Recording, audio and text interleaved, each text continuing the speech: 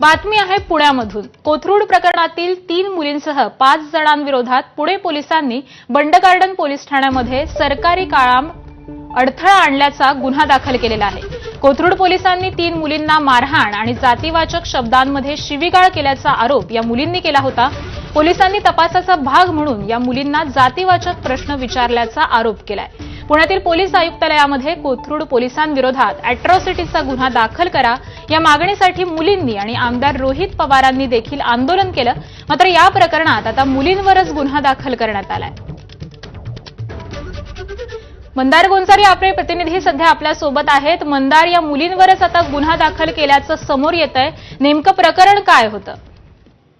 आपण पाहिलं पुण्यातील कोथरूड परिसरामध्ये छत्रपती संभाजीनगरचे पोलीस एका प्रकरणाचा तपास करण्यासाठी आले होते आणि या तपासादरम्यान या 2 मुलींना अपशब्द वापरल्याचा, या 2 मुलींचा आणि या मुलींसोबत असलेल्या त्यांच्या मैत्रिणीचा आरोप होता आणि या संदर्भात पुणे पोलीस आयुक्तालयाच्या समोर रात्रभर आंदोलन करण्यात आलं होतं।